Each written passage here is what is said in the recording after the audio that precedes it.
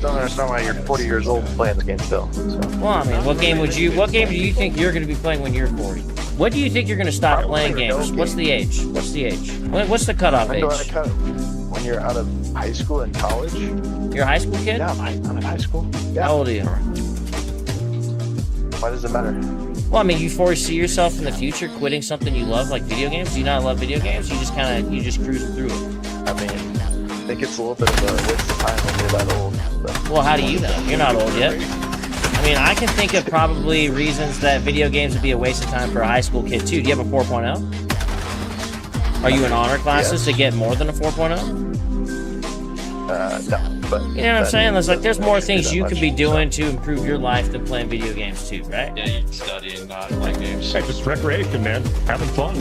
Ain't nothing wrong with that. All right, then. Hello, everyone, and welcome back to Honey Badger Arcade. My name is Brian. I'm here with John, the problematic white guy, and this is the Week in Culture, where we're going to be talking about the news of the week regarding our culture and hopefully the healing that will come out of spreading the truth. Like, you can't solve a medical or you can't solve a medical problem without a good diagnosis, and we're trying to give you that diagnosis. So, how you doing, John? Oh, awesome as always.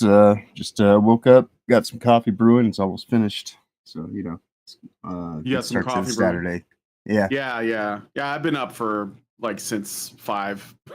So, you know, I'm an early starter. So now I'm drinking my water, my seltzer water. Yeah. So we're going to be looking at some stories. Why don't we just jump right in? I mean, there's a lot to go over today, and some of it's going to be a little bit of a deeper dive than others. So first things first. So Skullgirls is in the news, but it's in the news for reasons that I think are kind of interesting because it's not new news. Shout out to you, Furious Dan. Hello, Gabriel. Hello, Norwegian Black Templar. I don't know if you guys remember this, but sometime ago, a while back, around 2020, when we were experiencing the Summer of Love as well as COVID Hell World, there was a tournament of a little game called Skullgirls, which is pictured here. Which is basically a fighting game that was almost all the work of one man. That would be Mike. Well, he's called Mike Z, and he was the guy who does all of the artwork and animation for this game. He also worked on another game that was like a follow-up to that. It was more like an adventure or like a Metroidvania or something game that was very popular as well. And Mike Z ended up getting ousted of his own company and, you know, fired because he got allegations thrown at him. He got Me Too'd. He got, in trouble with the cancel mob, essentially. Mm-hmm. And I want to show you all what he was canceled for. So there was a tournament. I'm going to show this screen. And here's a clip. This is shout out to smashjt.com for putting this video clip in here. And he told a joke which you're not allowed to do in 2020, especially when it's at the expense of the late George Floyd, our saint, our savior, our Yasuke himself. Mm-hmm. So let's take a listen at the clip. This is from a tournament, and Mike Z said something he shouldn't have said. Our PvDC, she's gonna die. Yeah, that's suffocating. Is what that was. And still, suffocating. Still. Would it be fair to say that you can't breathe? Yeah. The horror, the shock. Oh God, no! People were up, like the silence was deafening, and frankly, what that tells me is that this guy is like unfathomably based. Because the truth is, to clutch. Yes. So his joke was obviously wrong speak. And they used it as a pretense to essentially like oust him from Lab Zero Games, the studio that he founded. So his company that he made because he told a joke you're not supposed to tell. And you know what's funny is, as an aside, what's funny is that there's a pretty good chance that whole situation with Floyd is going to be like completely upended because the truth is coming out And I was there, like when it happened before the riot started. And people were telling me, "Oh my God, did you see that? Did you see that?" And I was like, "Well, let's take a look." And I was like, "You know what? I don't think we're getting the whole picture here." Sure, it turned out I was right. The body cam footage came out like, I don't know, like a week later, as the cities were burning across the country. And I was like, this is a lie. This is all based on a lie. And it just doubled down and tripled down and quadrupled down, and it just kept getting worse and worse. And the lie persisted, and it still persists for people who don't want to pay attention, who don't want to do their homework, you know? Right. But I mean, like, without getting, so this went so off the rails over a lie that this guy lost his company and his livelihood. He hasn't been seen since. So he was kicked out of his own company, Lab Zero Games, and then Hidden Variable, which is the game company that ended up sweeping in, and they took over development of Skullgirls, which, by the way, after they did that, they ended up like censoring a bunch of the sprites because like Skullgirls is basically a fighting game with all female characters, kind of like a what do you call it? It's like a waifu fighter, basically, because they're all like, you know, attractive female characters. And then they started adding some male characters later, but like it started off, it was Skullgirls because they were all, you know, female characters. And they stole it from the creator. They changed some of the sprites, and and then like more people came forward and made allegations against the creator. Okay, so like one of them is this ethot, which I'm going to show to you guys right now. A bunny, her name is Bunny Ayumi, I think, and she's like a cosplayer, you know, ethot chick. She's one of the first ones, and of course she had like a story to tell about this Mike Z. His name is Mike Zymont. He was the artist, and he was a guy that I actually followed like before he blew up. So like I was on this website. There was this website called DeviantArt. It probably still exists, but I was on there posting. I used to post my artwork. I didn't know that it's sort of like the Tumblr for art posters. So after a while, I was like, oh yeah, this is getting too degenerate for me. I'm gonna stop posting on here, because I was just posting like, you know, like my drawings from school and shit. But this guy Zymon, he was, you know, his drawings were up there, and I thought his work was very good. I liked his art style a lot. And this Bunny Ayumi person accused him of, you know, making inappropriate comments about her and like, you know, whatever. And I guess that they kind of knew each other because she was or is, I'm not sure if she still is, but she is or was a cosplayer. And so this is the thing. It's like a natural marriage of these two things. You have a guy who made a video game with sexy girls in it, and then you have a girl who wants to dress up as sexy characters to sell, like, I don't know, her Patreon or OnlyFans or whatever it is she's on. And so naturally there was you know, like I guess you could say a you know, a partnership of sorts, sort of, right? Like there was like she was able to use that to promote her own brand. But when he got thrown under the bus, I think she made a comment, I'm trying to find it, where she basically said, see if I can find the post where she said it. She basically made an allegation that, you know, like, because he came forward and apologized to her, that it somehow means that, you know, he's guilty, right? So fucking women. And yeah, so it was essentially, she used it for, you know, her own, to promote her own brand, her own platform, and raise it up. And the thing is that the thing about, I want to also point out something about this person. So she's notorious for creating drama and for being an abusive partner. She was supposedly in a relationship with another like ethot named what the hell is her name? Like something succubus or something like that. I can't remember. It doesn't matter. But they were like, she made a brief stunt as a VTuber, ended up getting into a huge drama with multiple other VTubers, including a current one named Lena Lazar, whom she contracted for merch, which ended up falling through and put Lena thousands of dollars in debt, actually causing her to go harder into VTubing content so that she can like pay off the debt.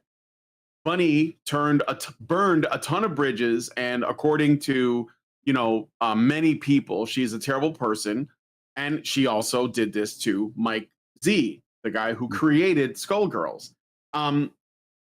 Yeah, her name was Sue, as I think was her ex or whatever, and she is generally a toxic person that tries to cancel and bully other people. And so, this is it. The thing that I guess is interesting about this is that people who are getting into Gamergate 2 now, like Smash JT and others, are just now learning about what happened with Skullgirls. But I knew about this drama back in 2020, and even before that, because there was already people complaining about the game itself, where the women were too attractive or too objectified or whatever it was, even though it was simply that was what put this guy on the map, was the way that he illustrated his female characters. And the people who are accusing him of that are people who do this shit, which is so, okay. The reason why I want to mention this is that, first of all, it pays to be someone who's paying attention early so that you can see when these things are happening.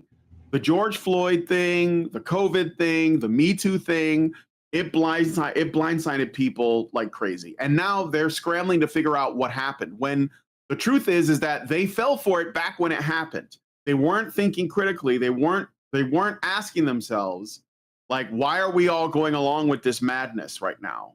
Right. Okay. And that's what allows this to happen. The other thing is, yes, don't these kinds of women are probably some of the most dangerous. It's because everybody presumes that they couldn't be a bad person because of them titties. And the truth is that that's when you really gotta be on your P's and Q's, guys. Don't fall. What is it that Belle Biv DeVoe used to say? Never trust a big butt and a smile. Indeed. I'm just saying. So anyway, this is what's happened since then, is that there is a lawsuit. Let me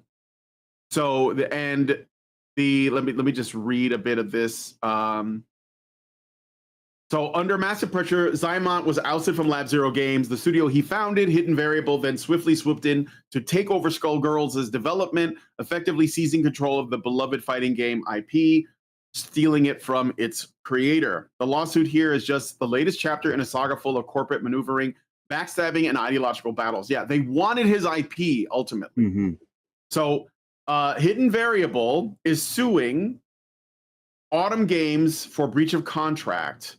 So there's a lot of people that are fighting for this IP. Let me read the full statement from Hidden Variable. As of January 21st, 2025, Hidden Variable is no longer involved in the development of Skullgirls Mobile, because there's a mobile version of the game coming out, Second Encore, or other Skullgirls IP-related efforts due to a dispute with Autumn Games, which is now the subject of litigation filed in the Los Angeles County Superior Court. In light of that, we hope you understand that beyond this statement, we will not be commenting further until this dispute is resolved. All of us at HVS are incredibly proud of the 10 plus years we've invested in Skullgirls in all its forms. Remember, these are the people who stole it from the original creator, including creating and supporting a Skullgirls mobile, bringing new characters and platforms to Skullgirls Second Encore, supporting the competitive community via the Skullgirls Championship Series, and helping fans new and old fall in love with the IP through the Skullgirls webtoon and countless other partnerships. Most of all, we are grateful to have been able to celebrate and support the incomparable Skullgirls community, many of whom we've been fortunate to meet in person over the years at various events. Thank you for everything. You deserve nothing but the best. And that's them suing Autumn Games for $1.2 million. So there's a bunch of people they stole something from the original creator, and then another company is breaching their contract with the company that stole from this guy, and now they're trying to get their money back. Meanwhile, Mike Z is just in the background because he's a non-person now, basically, because he said something he wasn't supposed to say. So what's going to happen next? We'll see what the lawsuit results in. But the only thing that I'll say this. The only way that I'm going to give this game the light of day, because they changed the sprites after the game was purchased. If you owned a digital copy of Skullgirls, they changed it in a patch, right? So the only way I would go back to it is if they gave the IP back to the original creator, Mike Z. That's the only way. Anyway, that's basically my thoughts on that. So John, I don't know if you want to say anything about it. Yeah, no, I mean, this is just seems another one of those instances where, you get like a censorship society involved in anything, and they're going to undermine all the people who actually have like, artistry and integrity. Anybody that's got talent, skill, and ability, they fear, and so they find ways to get rid of them. And if there's something convenient they can leverage as a way to get somebody that they find to be too difficult out of the way, then they'll commit to it, and it'll happen. And then these are evidently very litigious people, it sounds like, and it doesn't really seem like they've got much in the way of actually achieving things without trying to use legalistic means. So it seems quite unfortunate for the original creator in the whole situation, and now it just seems to be kind of in the realm of a whole bunch of just people that probably couldn't actually do a lot of this stuff on their own if they were actually pressed, and they're just utilizing their legal teams to try to get themselves ahead and keep themselves positioned in a way that they otherwise probably don't actually merit. So it's unfortunate, but sadly, in the day and age we live in, this is not a wholly unique case. This is just kind of par for the course on where we are. And what's the matter with you? Do you hate women? It's International Women's Month. Oh, right. Women's History Month. What are you doing? I haven't played enough Halo. Let me read you the post that Bunny made on Blue Sky. Yeah, that's how you know she's evil. Mike this is what she said. Mike, that's the creator of Skullgirls, Mike Z has reached out to me with an apology. This was in 2020. Oh no, that was her on Twitter. I'm sorry. I really hope this makes him aware of others who have come out. In hindsight, I feel I should have handled this differently, and I apologize for that. I will be deleting my tweets moving forward. But that doesn't matter. Like, you apologize. This is what you never ever do, guys. Never ever ever ever ever ever ever ever apologize for something you did not do wrong. He did not do anything wrong by making that joke. And again, it's good. The truth is going to come out. I mean, for people who don't already know it, and people are going to feel really fucking stupid when they realize that, the whole thing was a farce, and we burned down cities and destroyed property and even killed people because we believed a lie. So destroyed businesses, livelihoods, period. And also, once somebody comes forward and makes an allegation and nobody looks into it to figure out whether or not there's anything valid about it, then a bunch of other people jump on the bandwagon. So there was other cosplayers and e-girls or whatever you want to call it have come forward, and they've also been like, oh yeah, he said some creepy things to me too. And it turns into this big dog pile, and nobody investigates, nobody confirms, and it just further damages people's reputation based on zero evidence. So again, just don't do it. We have to stop listening when crazy women make claims online, because they're doing it to see how much influence they can have. That's all it is. They just like to see that their words have consequences to other people. And I will not believe it, So anyway, that's all I wanted to say about that. And also, Mike Z, just don't talk to these people, man. Stay away from these women. They will destroy your life. You just play it safe. All right, anyway, let's move on to the next thing. I want to know what your guys' thoughts are in the comment section. So I don't know if you guys heard, Halo is going to be embracing Women's History Month.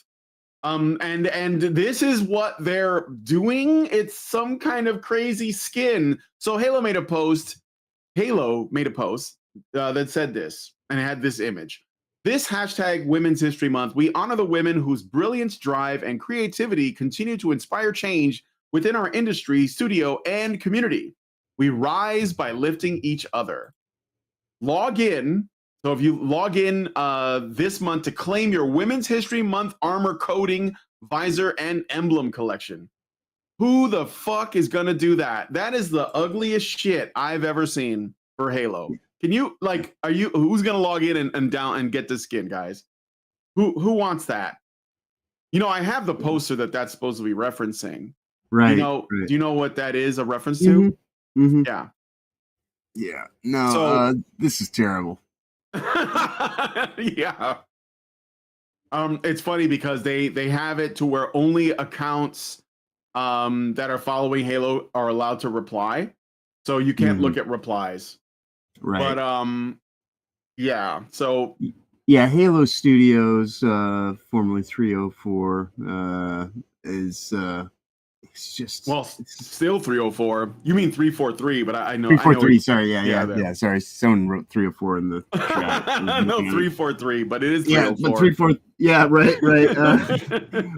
But yeah, like Halo Studios is, you know, I was never a big fan of Halo, and the more time that goes by, and especially now that it too is owned by a company that is driven by political ideologies and, you know, quite frankly, like, you know, Me Too society types and things like that, and like, you know, like people that just want to be quick to just assume, you know, everything has to be politically correct. Like I grow happier and happier with each day that I never got involved in this, because I know so many people that are just kind of like, you know, lamenting what has happened to Halo. And for me, thankfully, I never gave a shit to begin with. So I can just kind of laugh about it and not even like, you know, have like a tinge of kind of like, you know, sadness. But this is fucking terrible. Like the Kwanzaa gear was something else for February. Wow, this doesn't even makes sense, you know. Like, I mean, the Kwanzaa stuff was terrible too, but this is just God. like, oh god, you're right. I mean, like, it's just like they keep getting more and more cringe inducing with every single one of their stupid fucking, you know, I don't know, their happy joy feel good society DLCs and updates they put out. This is terrible. Yeah, and here's the thing that's an interesting bit of trivia, because it seems like we have a problem with understanding history. So the Rosie the Riveter, which is what people call the poster that inspired this skin. Well, first of all, it's not Rosie the Riveter. So the We Can Do It poster with the girl that's like doing this, people call her Rosie the Riveter, but it's not. It's just it is just a woman. So the We Can Do It poster was created in 1943 by J. Howard Miller, a graphic artist hired by the Westinghouse Electric Company. It was a series of morale-boosting posters for Westinghouse factories commissioned through the War Production Board to support the war effort. There is nothing feminist about this poster. It's just been co-opted by feminists. It's literally women working in the factories to support the men fighting in World War II. And the actual Rosie the Riveter poster is actually a painting done by Norman Rockwell for, I believe it was New York Magazine or the New Yorker. And it's a different image. It's Saturday, you know, it's actually Saturday Evening Post, depicting a muscular Rosie with a rivet gun cemented the archetype. So it's based drawing from Michelangelo's Isaiah for the pose. So a different image altogether. I can like find it and show it to you guys if you want to see it.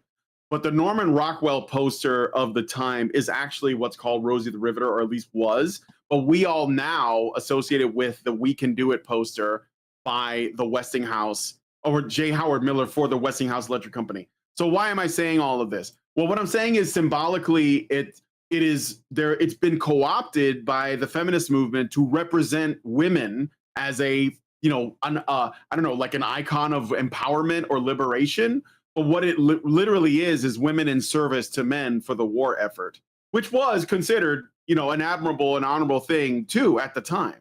But like none of these women who would promote that would actually do that. Like if for whatever reason we ended up in a situation where we needed women working in the factories to make ammunition for the men fighting overseas, you know, in some like foreign war, they wouldn't want to do it. I mean, like, you know what I'm saying? So it's just interesting because I think that the We Can Do It poster is unfairly associated with feminism. It is just not. It is like probably super duper conservative, in fact, because of when it was made and what it was made for. So, you know, next time they use it, just have a chuckle because it is silly. Anyway, John, are you okay? John, can you hear me? I can hear him moving around, but I don't think he can hear me. He might just have some issues with his audio. Cats, you know. So let me see. Yeah, so Halo is obviously cooked, and we knew that. But I just thought it was funny. And I think that having some mic issues. Give me a second. Were you able to hear me or okay? All right. Anyway, I'll wait until he gets back on, and we'll when he's able to talk and see if he has anything to add. Hopefully, he heard me. But I saw the Bobs. Where are Bobs and Vagine? Bunny Ayumi. She's a hoe. I would stay away. She's very toxic and dangerous and narcissistic. So, I mean, anybody who takes like enough pictures of themselves and posts them online, that's probably a red flag. Like you should probably be concerned about what their personality is. And I know that's hard because we're men and we like what we see, but just be careful. That shit's like it's a trap, to quote you know, Akbar, Admiral Akbar. Okay, anyway, so Gabriel Lucas says F for Halo, gone but not forgotten. Where it's so easy, Arbiter, Keith David. They look like they have panties wrapped around their heads. They're supposed to be bandanas. Let me show you guys. I mean, you know the poster, right? I know you know it. While we're waiting for John to get his stuff together, you know. So, let me see. This is probably the best image. And then I'll show you the Rosie by Norman Rockwell.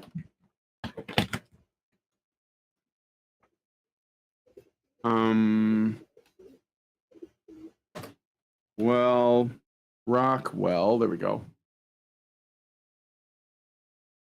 And yes, this is the Rockwell one. Okay. So this is the We Can Do It poster with Rosie the Riveter. And I actually have this poster. I have it framed on my wall here. Because I know that it isn't actually a feminist poster. It's actually more of a aspirational, you know, thing for women. And then this is Norman Rockwell's poster, which is the one that is actually the Rosie the Riveter. So, and again, I like, do these people even know this, or do they just like the vibes because this one is so well known? They just kind of like make it, you know, make it their own, and they try to co-opt it because these people can't create anything. So this is like the reason for that. Anyway, so I wanted to show you all that so you guys can see, because I'm pretty decent on the art history, and it's very important to me. You guys probably saw the show I did yesterday with Baby and Liberty, where we had a little bit of a talk. One of the things I wanted to tell him, by the way, while I'm waiting for John to like figure out his situation, one of the things that I meant to bring up, but it was just getting too late and the show was going long, so I just didn't want to drag things out, was that ultimately I think one thing that I really think we need is to re-enchant the world. Are you back? I think so, kind of. Yeah, can you hear me? At least enough to hear. Like, yeah, my grounding, I got like a grounding switch that's fucking up, but at least having it so I can at least hear in one speaker. So. Oh, I see. So I'm coming out of one speaker.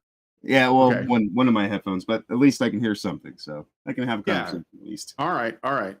Well, did you want to say anything about that that Halo Rosie the Riveter thing? I mean, I know that you already said something about the Halo skin, but I just did a little history lesson on Rosie the Right. Riveter, and I don't know if you wanted to say anything about that, but No, I mean, it's much like you were saying. These are just people that are just looking for something that they can lean to justify a pre-existing position that they already had and their bias. So I mean, like, it's not anything new that they're going to co-opt things and try to use anything to their advantage. They can sit here and try to reinterpret as time goes by. So, I mean, that's kind of like the whole nature of even the stupid feel-good society that we're living in right now. Like, it's like, oh, well, you can just go ahead and, like, change the past, and it doesn't really matter. You can just kind of, like, if you get people to go along with lies, then everything is up for grabs, and the entire past, present, or future is whatever you determine it to be, because you're the person who basically has the the power of editing. And if you want to censor certain aspects of history, if you want to invent new concepts and things like that to try to project onto it, that's perfectly fine, as long as it meets the ends of your ultimate desires. And so I think this is just like another example of that, on why it's important not to let these corporations have as much sway over you as they try to, and try to lead you by emotional kind of triggers and things like that. Yep. Yep. Well, let us know what you guys think about that in the comments. I look forward to seeing your thoughts. So we're going to move on to the next thing. Just another short one before we get into the meatier topics. Apparently, Assassin's Creed Shadows creative director says Ubisoft devs are, quote, trying to listen to Japanese fans, end quote, and assures that they're open to, and this is really important, quote, good and warranted criticism, end quote. So they're panicking. That's what this means. They're panicking that the game is not going to sell well, but they're still so ideologically possessed that they're saying we'll listen to criticism as long as it's good and warranted, which means they're not going to listen to actual criticism, because you can't, like, they're basically trying to frame it before they receive the criticism. So this means that like I said, this product is in real danger. So just go get Yasuke Simulator. It's better than Dustborn, Concord, and Assassin's Creed Shadows all put together. Indeed. So, okay. So anyway, do you have any thoughts on this? I just think it's funny. So. Right. Well, I mean, it's this is no different than finding a focus group, to they did this thing for Witcher 3 a couple of months back in Boston. They wanted to look for specific people to give them criticism, and that's all this is just like, you're allowed to have opinions as long as your opinions fall in line with the opinions that we want you to have. So that's not what legitimate criticism is. And when people are telling you things that you don't want to hear, but it's stuff that's actually legitimate, that in and of itself is good and warranted, you just don't like it. So this is just more of the thing that I was just mentioning, like these people that they have a pre-existing bias, and all they want is things to affirm it. Like they're perfectly happy living lies, and you can either go along with the delusion and the deception, or you're going to be seen as more of the problem. Yep. Norwegian says Yasuke Simulator will be met with more positivity in Japan than Assassin's Creed. It's fine. Like, Japan's they're doing really well. Like Monster Hunter Wilds is like selling like hotcakes, despite the issues. And I mean, like I've been saying for a while, the West is gonna have to step it up. And there's no excuses. So, and Ubisoft is like, they're heading in the same direction as Warner Brothers. which is like straight to the toilet. Yeah. And yeah, I don't know. I mean, I guess there was like a Far Cry. So Ubisoft made Far Cry, right? And I didn't really get into the Far Cry series, but I heard a lot of good things about some of the games. It kind of runs hot and cold.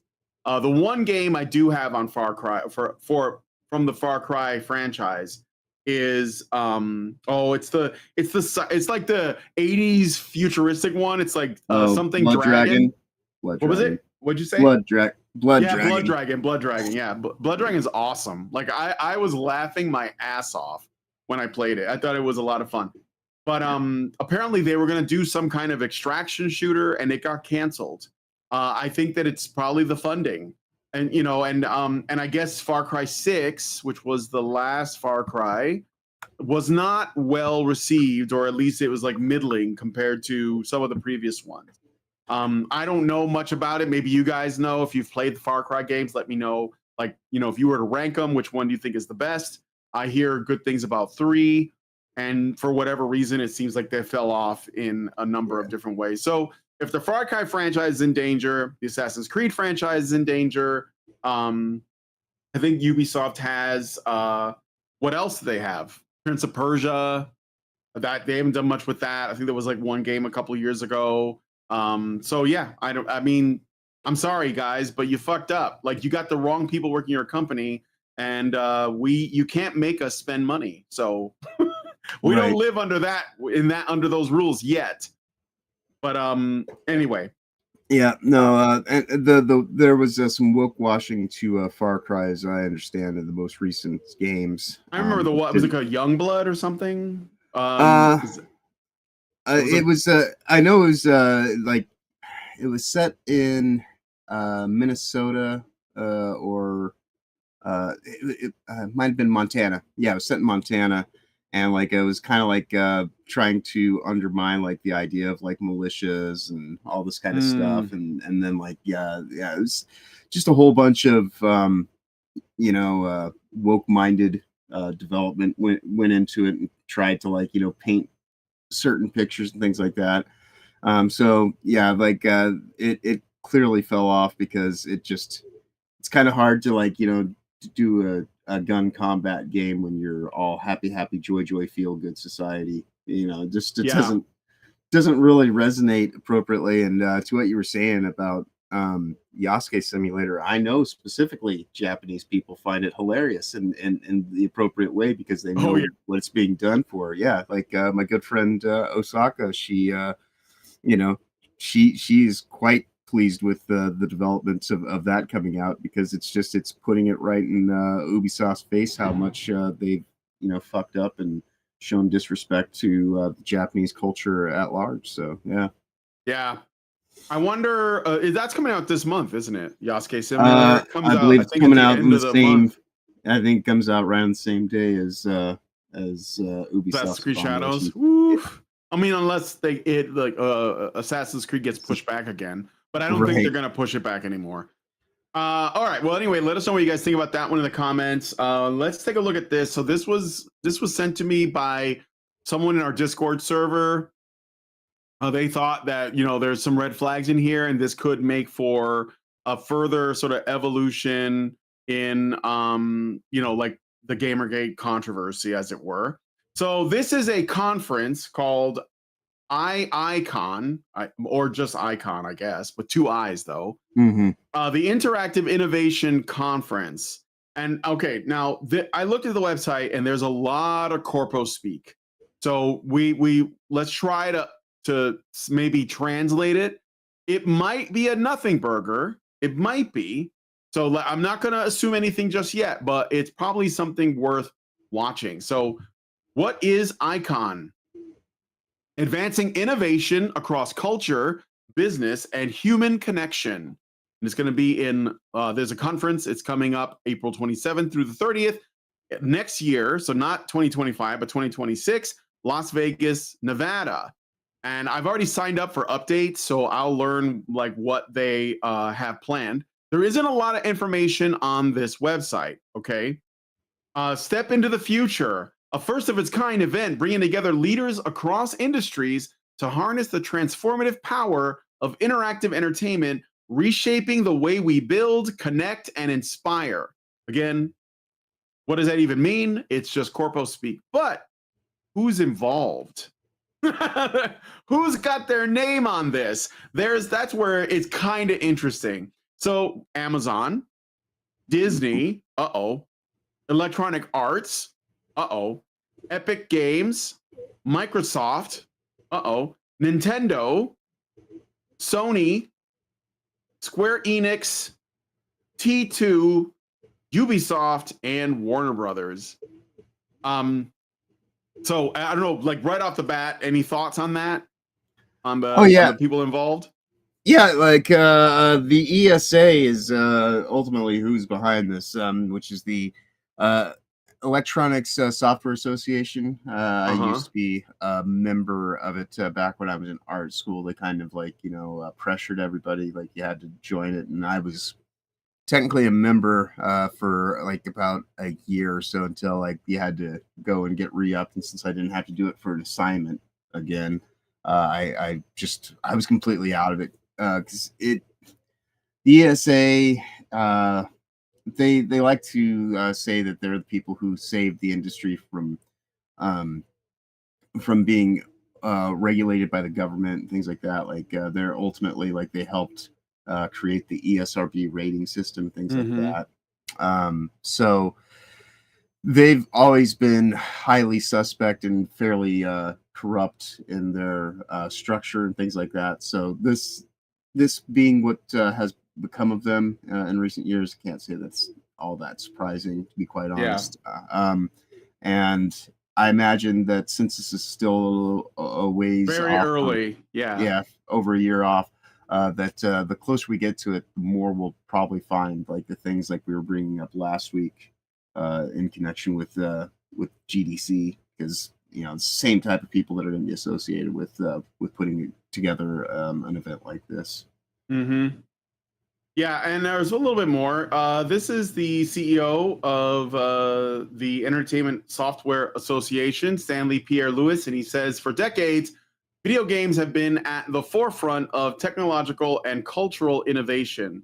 With Iicon, we are creating a space for visionaries across industries to come together, connect, and reimagine what's possible through interactive entertainment. Now, I think that one thing is for certain is that this sort of cements what I've been saying about how the gaming industry is trying really hard, or at least a lot of people in the gaming industry are trying really, really hard to make gaming into the new Hollywood.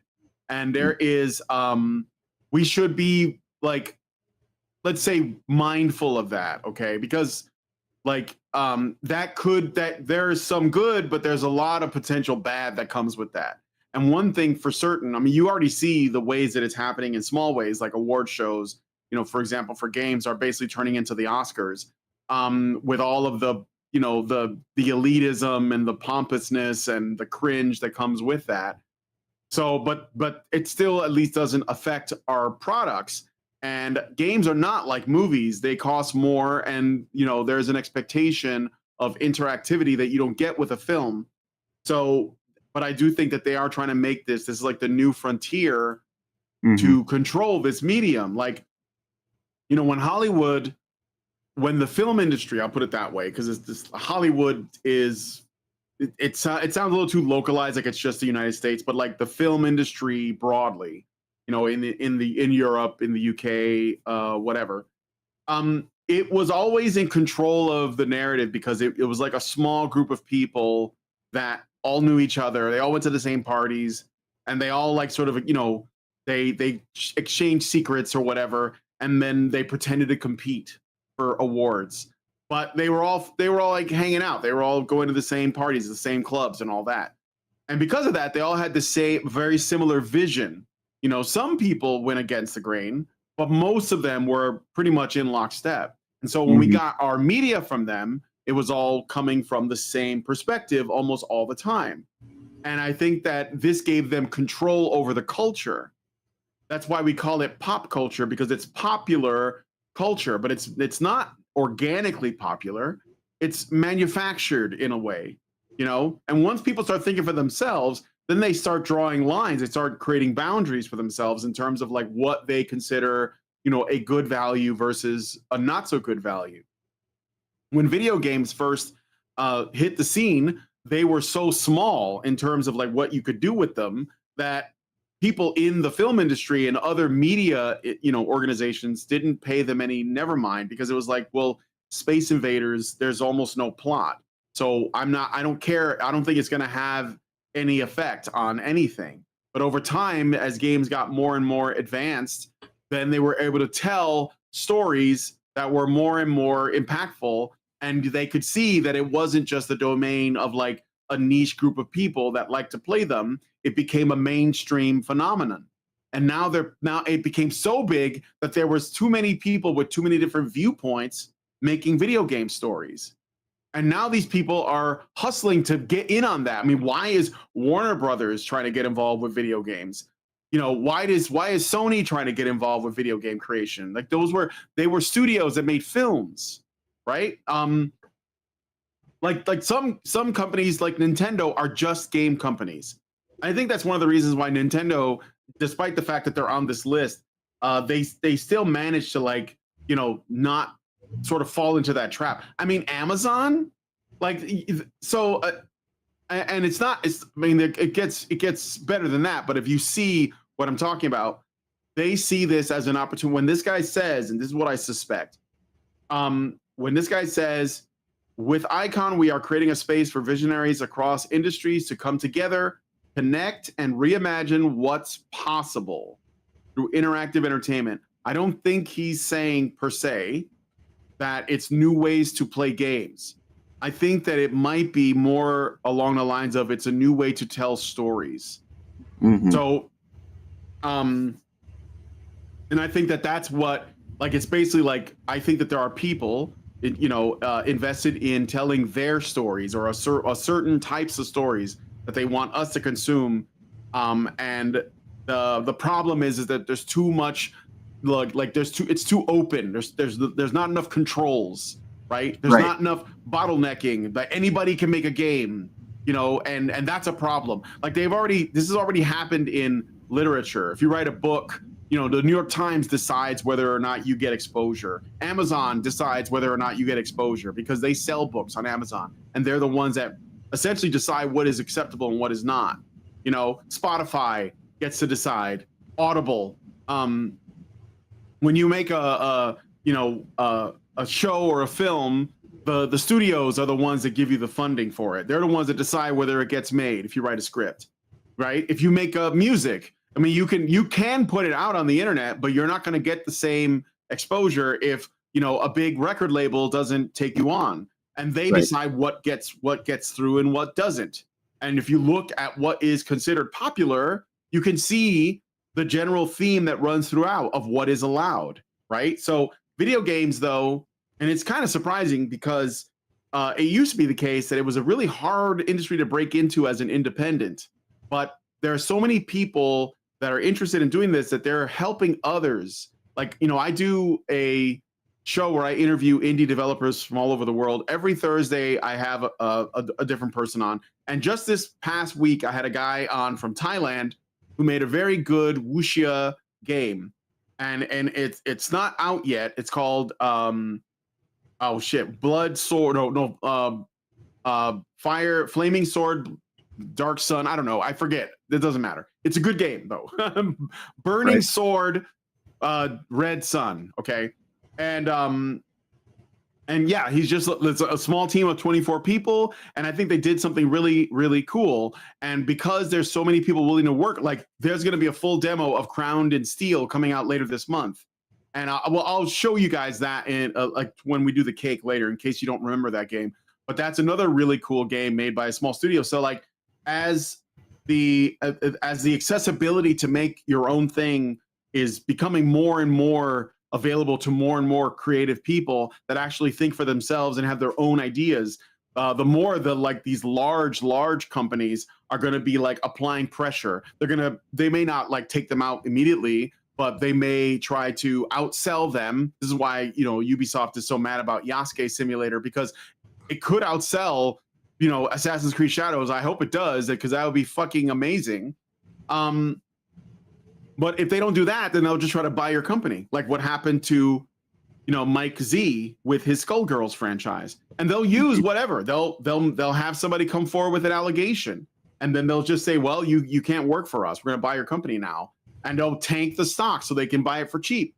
So just something. I'm not accusing this guy of anything, because I don't know, like, it's all kind of up in the air. But when you look at who these people are associated with, and they're talking about tapping into a growing market, they know there's money to be made here.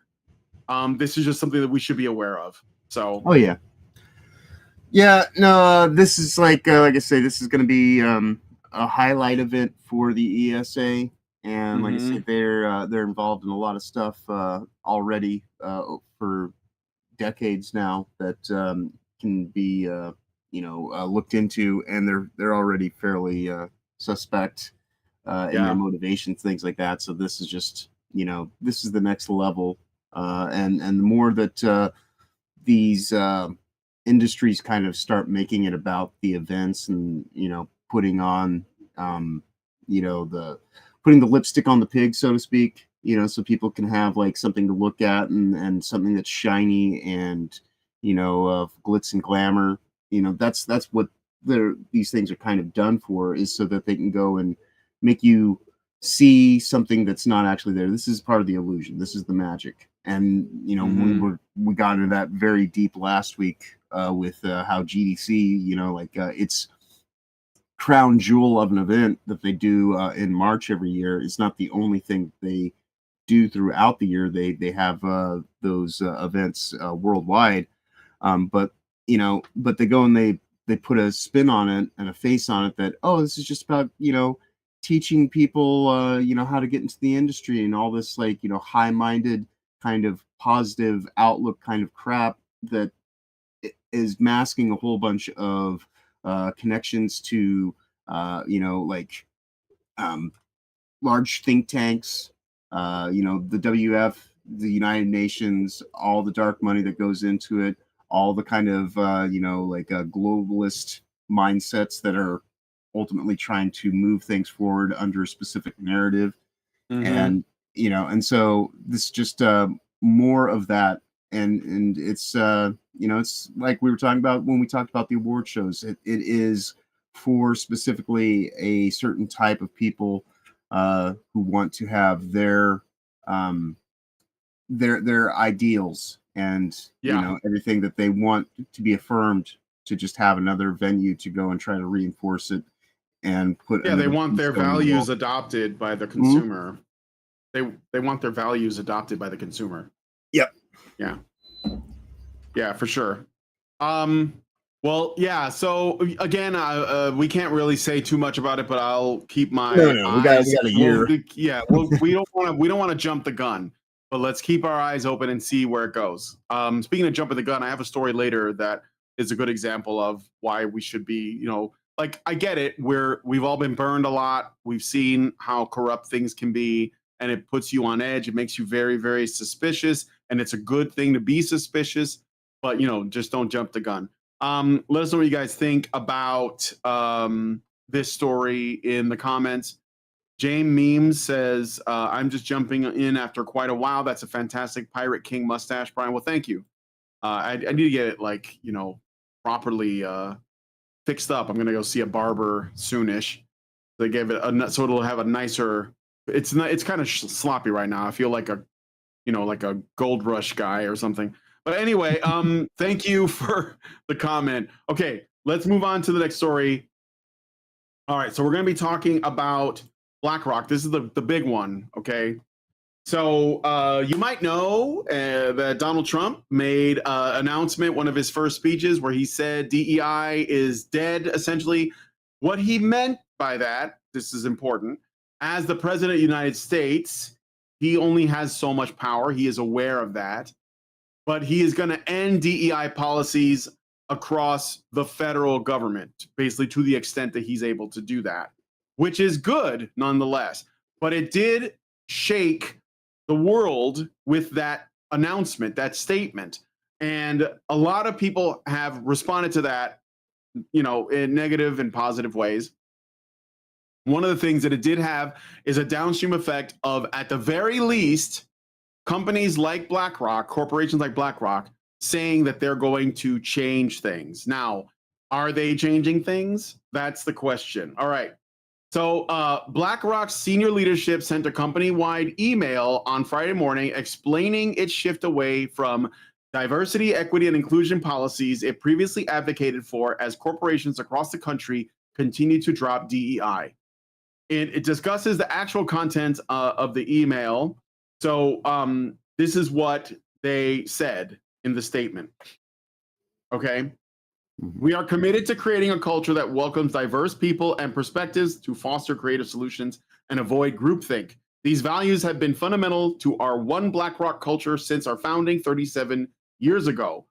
It goes on to discuss making significant changes to the U.S. Legal and Policy Department related to diversity, equity, and inclusion that apply to many companies, including BlackRock. In light of this, we are conducting an ongoing review of our global practices and announcing several changes today. Our employee networks, which are open to all employees and to which over 90% of employees belong, will continue to serve as important resources for our colleagues. Now, people are reporting this as a win, like, oh, they're distancing themselves from DEI and all of this.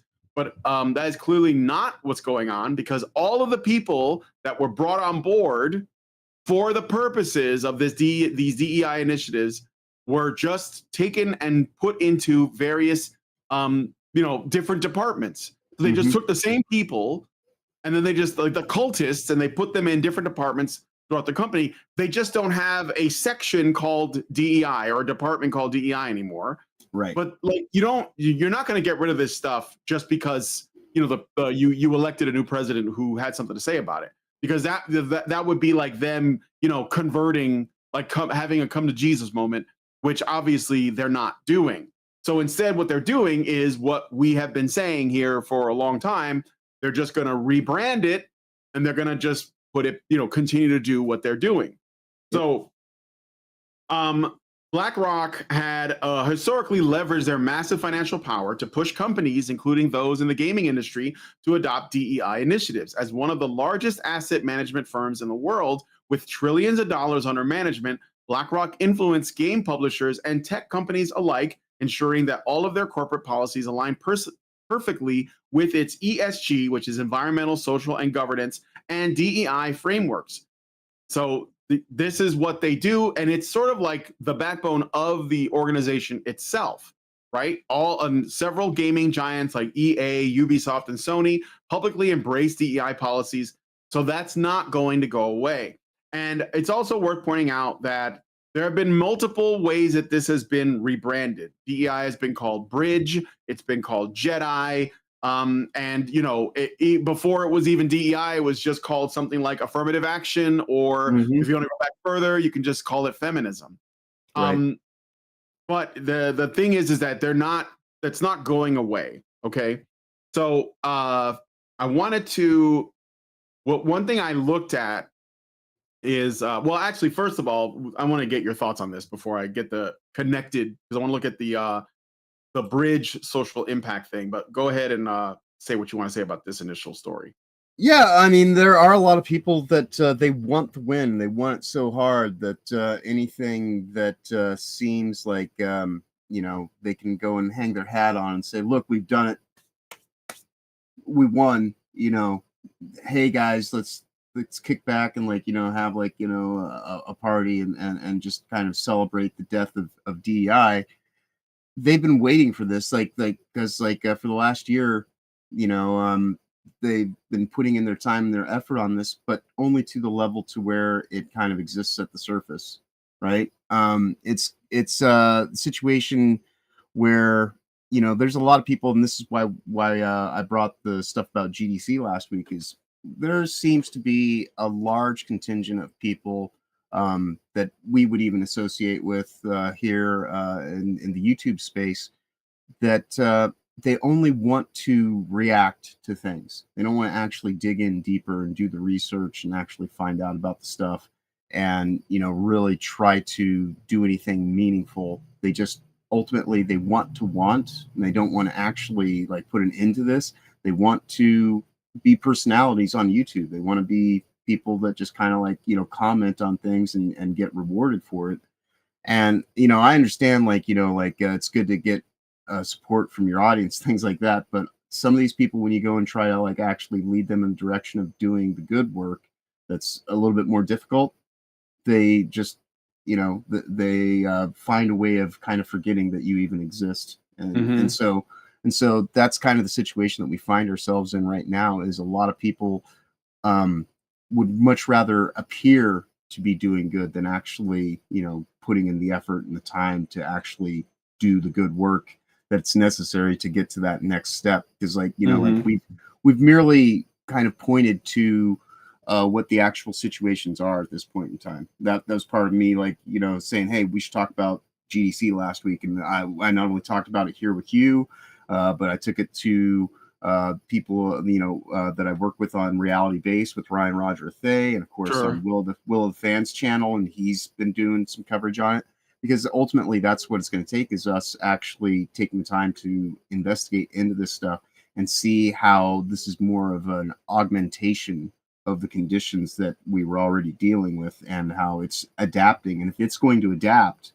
to try to confuse us, or just you know, placate us and beguile us and make us feel as though like, you know, like we've somehow achieved this great thing, then it's going to be able to continue to do even more damage in even more areas, because now it's more insidiously kind of entrenched in different areas.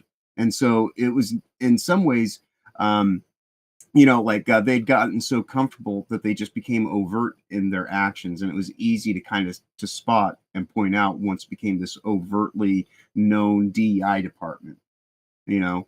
But what they've basically learned is they overplayed their hand, they overreached, and so they're just like, all right, well, let's take it a few notches back, we'll make this covert stuff, and we'll put it, you know, behind these other groups, and like we'll put it under these new headings, and we'll just change the language to change the culture, which is what they were already doing in the first place. This is no different than, like, you know, when COVID Hell World, like genetic modification of, you know, of pathogens. That's not supposed to be something that you're supposed to be doing to begin with. And they're so like, oh, we'll just call it gain of function research, and that makes it all of a sudden okay. And so that's really what we're seeing here, is that they are adapting to still meet their own ends. There's you know, an entire industry built around DEI. It's $1 billion industry. And so people think that it's just something that's going to fold on itself because of some, you know, people on the internet pointing at it and laughing and kind of, you know, trying to show everybody how ludicrous and stupid it is. Then, you know, unfortunately, like if you think it's that easy to beat this thing, then they have every reason to, you know, undermine you and, you know, like make you fall in line through your own complicit ignorance, because that's what it is. You're just being a useful idiot at that point in time. If they can go and do a simple parlor trick and say, oh, you've beaten me, and play dead, and you're like, ah, you know, then yeah. And so like to our contemporaries, you know, they may not like to hear me say it, but it's like, do better, you know, like in terms of actually understanding the nature of your enemy. You have to show them legitimate respect, in the sense that these people aren't stupid. You know, they play upon, you know, the sensibilities of the ignorant, but the people that are actually behind it, you know, they are well insulated, they are well funded, they have a lot of infrastructures in place, so they're not just going to fold on any of this shit. And if you think that that's what we've done, is made them, you know, tuck tail and run, then, you know, you're only understanding what you want to, and you just want to live in a comfortably numb bubble of, you know, like your own influence and your own comfort. So, you know, we this is not going to be a comfortable battle. We have only just gained some ground, and so like the war that we're going through is far from over. And so now we actually have to, you know, really focus on what it is that we're doing, and actually try to expose these bozos and these clowns before we just become reactionary to the stuff that they're going to continue to do. And that's why we're doing what we're doing now, by actually shining a light on a lot of this stuff. Yeah, well, I mean, and I think we should keep doing it. Just don't rest, like, take it as a you know, like a good, let's say, a minor battle that you've won, because now they have to react. Now they know that, you know, people just are against this thing. Like they voted for it. There's a mandate on it. They're like, we're done with this. But that doesn't mean, because again, Trump's the one who set the tone, but he can't actually walk into Blackrock and shut it down, because that's not within the president's, you know, like purview. It's not within his power to do so. And that's just a reality. So, but we, as the, you know, as customers, we can decide how, you know, what we spend our money on. And so we just don't support that. And we got to be vocal. So I'm okay with ridicule, because it is a super effective way of, you know, of making change against people that have like more power than you. I mean, I'm not Larry Fink. I don't have like trillions in assets. I'm just a guy in my like apartment. But I can take joy in this, and I can just tell people like, this is what you should be looking out for. So let's look at how they've rebranded this. Okay. Somebody in the chat says you have to actually shut down feminism. Can you tell me how exactly we're going to do that? Right. Yeah. Tell me how we're going to do that, because it seems to be like you're focused on saying this is what you have to do. And I'd like to know, because, you know, if you gave me like the silver bullet and I could just kill feminism, I would do it right now. Tell me how to do it. Right. Okay. Anyway, so let's look at this. Okay, so this is Bridge. Oh, this is an archive link, by the way. So if you can't find this website anymore, so they had to hide it. Okay. And by the way, this is Bridge, but this is a different Bridge. There's actually another website about Bridge that it's a slightly different acronym. So this is not just like not the Bridge that I reported on a while back, but this is like a new or newer version. This is Bridge 2.0. They actually were also involved with the other Bridge, the one that the actual acronym comes from, which you can also find through the archive site. It's one of the earlier iterations. Because like this logo, you can't even find this logo on the internet anymore. So like when I made the thumbnail for today, I actually had to pull this image. I took a screenshot from this website and then like did some you know, some Photoshop magic to make the thumbnail for today actually come to existence. Yeah. So yeah, they're doing everything they can to make this inaccessible and you know, act as, because there's even a YouTube link here that now directs to a private video that you can't even watch anymore, because I was going to try to see if I get something from that. And there's actually a Bridge 2.0 and a Bridge 1.0. So this is like been through a few switches. Here's the video. You can't actually watch it. Yeah. But we'll read this. So what is Bridge? Bridge stands for the Benchmarking Results in Inclusion, Diversity, and Global Equity. It is an institutional survey that explores diversity, equity, inclusion, and accessibility metrics, structures, and practices at the organizational level across U.S. registered organizations in the international development and humanitarian sector. Bridge has become a widely utilized tool by international development organizations dedicated to using evidence to advance DEI goals within their organizations and at the sectoral level. The data from Bridge serves as a tool for our community to benchmark their organizational practices with evidence and make progress individually and as a sector on equity and inclusion goals. Holy shit, the word salad. So yeah. But I mean, unentangling this simply means that it's a tool to measure how progressive your organization is, or how feminist it is, if you insist that I use that word, because otherwise, like, it doesn't die, I guess. The data from Bridge serves as so it's because these people hold the purse strings. If you have a company that gets the attention of these organizations, they basically say, well, how are you, in order for me to give you any funding, you have to prove to me that your organization or your company is sufficiently progressive or woke or feminist, right? And if you don't do that, then you're not going to get the money.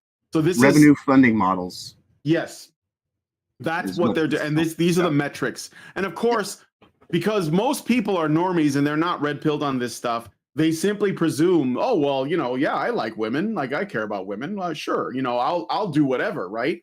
So it works really effectively because it essentially, it relies on getting us to give like something that it assumes we wouldn't otherwise. So, you have to appeal to the thing that you claim does not exist, which is that men don't hate women. Like you have to appeal to that. So, and then you get your money and nobody notices that like what just happened. So why was it developed? Oh, yes, this sentence right here. Yeah. For many organizations in the United States, attention to DEI increased exponentially after the murder of George Floyd in the summer of 2020 and the massive racial justice mobilization that followed. In response, many organizations in the international development sector searched to find documented efforts at the sectoral level on the extent of the industry's DEI challenges. What they found, however, was a startling gap in publicly available sector-wide data on workforce composition. While a number of strategic actions are needed to meaningfully address the legacy of various inequities in our sector and the organizations within it, establishing baseline evidence is among the first steps needed. Having this data will enable individual and collective action. Organizations will be able to compare their own data to the industry benchmark, which of course they decide arbitrarily, and identify areas where they need to focus their efforts. At the sectoral level, the data could point to gaps where joint action is required to achieve meaningful and lasting change. The data will also provide a basis for mutual accountability and ultimately contribute to changing the sector for the better. Further, Bridge 2.0 and future iterations will provide time series trends of DEI metrics, distill what is and is not working, and serve a real-time guide to advance DEI within organizations. Yeah, you know what's not working? The term What? DEI. And so they changed that. But everything else, yeah, it still works.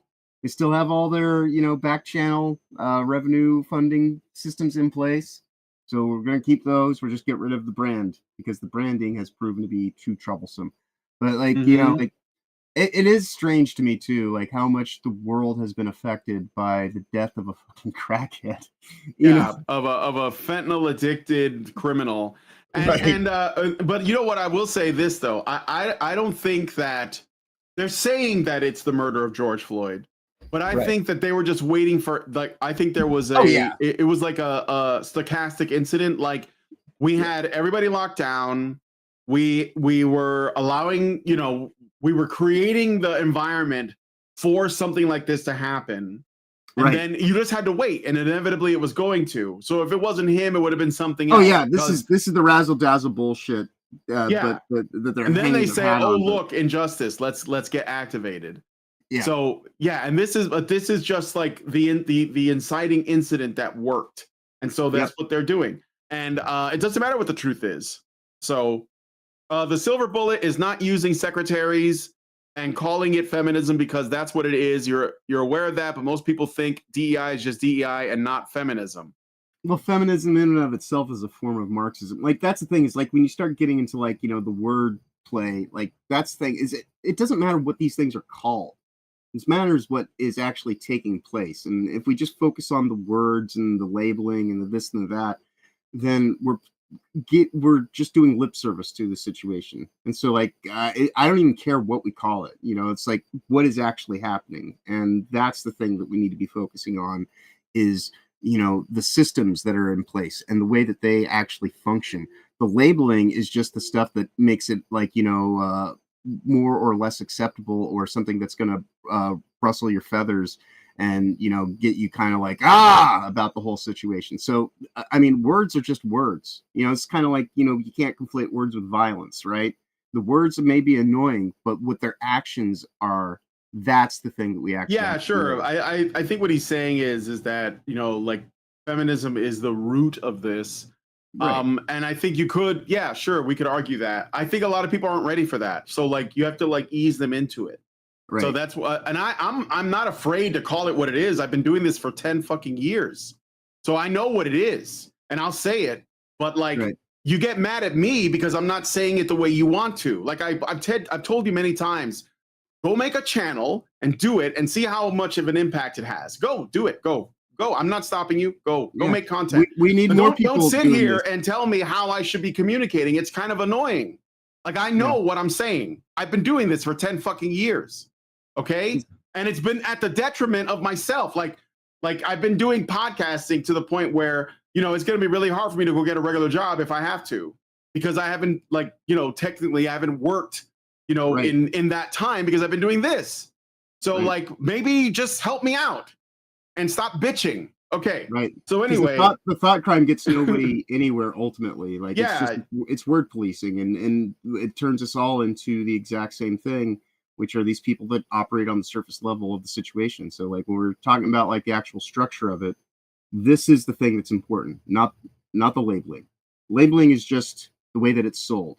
And if I think that like if you look at the way that we could even talk about the George Floyd thing. So like when this happened, people's personal lives were impacted by it, and it got them thinking like, well, was this just? Even if what happened is what the media told me it is, like, was this right? Or after COVID, I think that COVID was a wake-up call for a lot of people. Yeah. And so like, is that feminism? Well, maybe, but like, it doesn't matter because it started them on the path to like trying to figure out why this happened. And I think that's what matters. You don't change people's minds by just saying feminism. It doesn't work that way. You have to let them figure it out. You drop the breadcrumbs and they'll make their way. Like, if you got it all figured out, good for you. But like most people, they're not ready for that conversation. They're just not. So you have to ease them in. Yeah, I generally speak all the time. How many times have you heard me say corporatist driven globalism? You know? And so for me, like, I look at feminism as an aspect of that, because to me, corporatist driven globalism is like, the evolution of Marxist ways of thinking, and just kind of actually trying to have like a centralized control state that filters out through all this kind of stuff. And so like some people, like when I talk about that stuff, they're like, Jesus, this guy's reading way too far into it. It's like, am I really, or am I just saying things that you might like, well, I think that's right. I think it's the latter, because like people, if that is the truth, they'll find their way if they want to learn like that. It comes down to like, what are people willing to do to like get there, and some people, I mean, like, it's hard, man, for people to challenge their beliefs. Like you can't, and I mean, like Karen, I don't know if you know Karen, but Karen Strawn, who's like she's like one of the top honey badgers.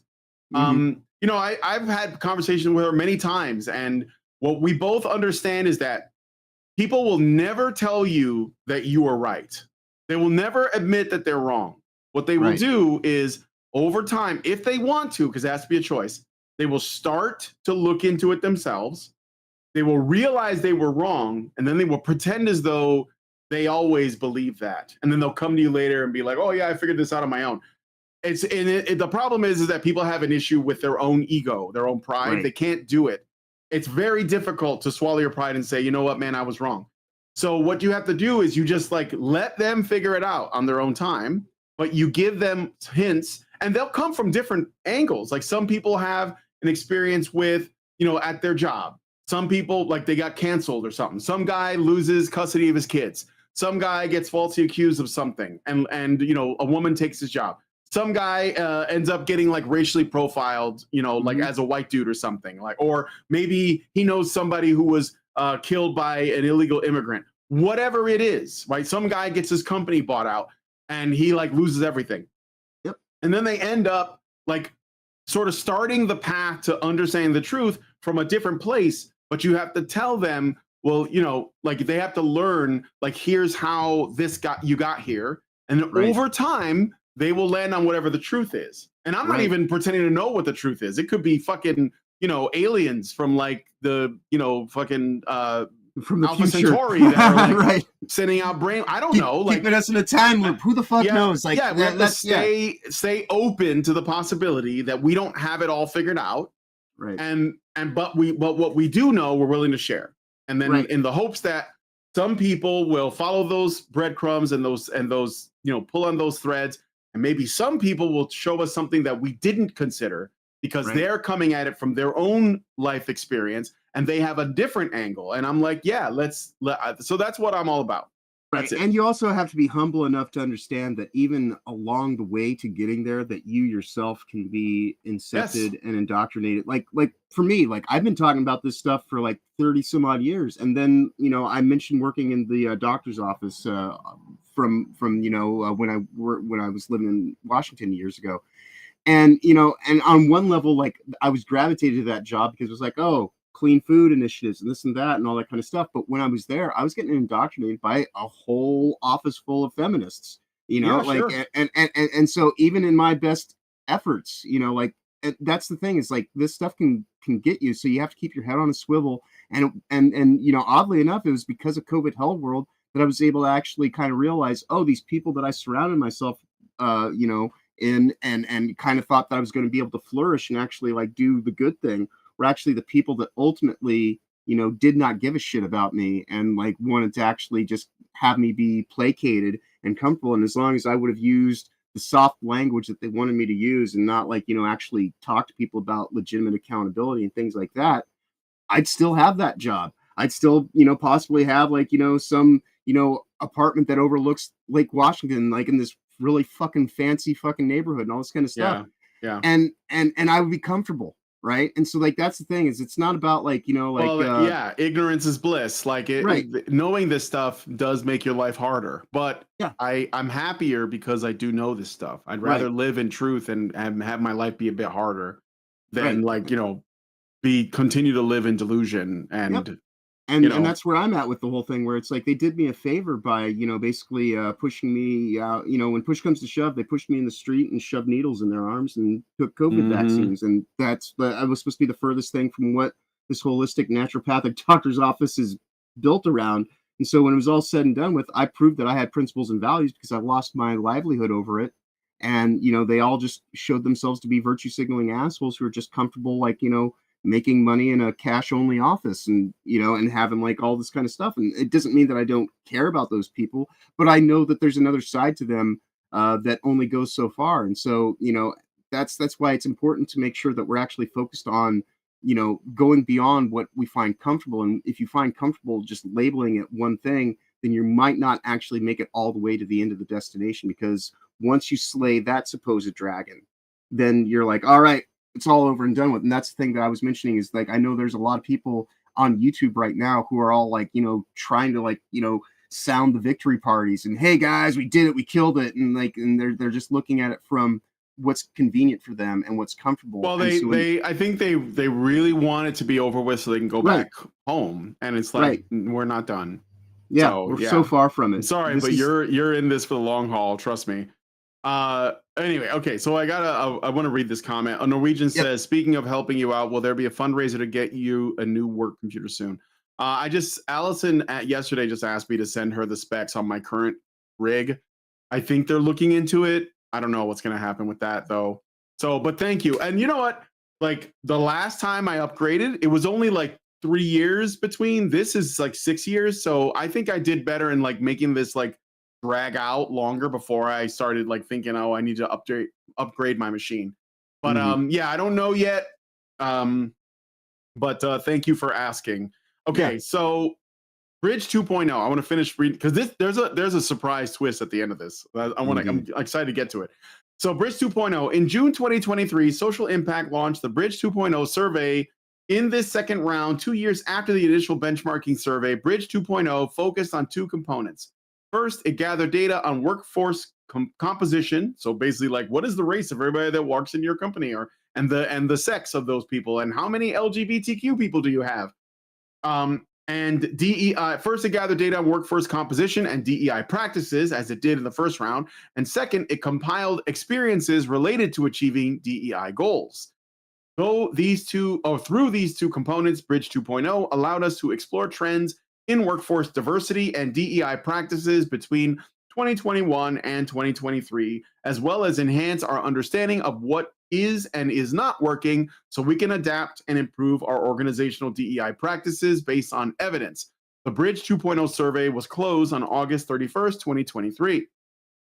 And there's a thing where you can click on and look at the final report, but I think the link is dead as well. The Bridge 2.0 Advisory Council.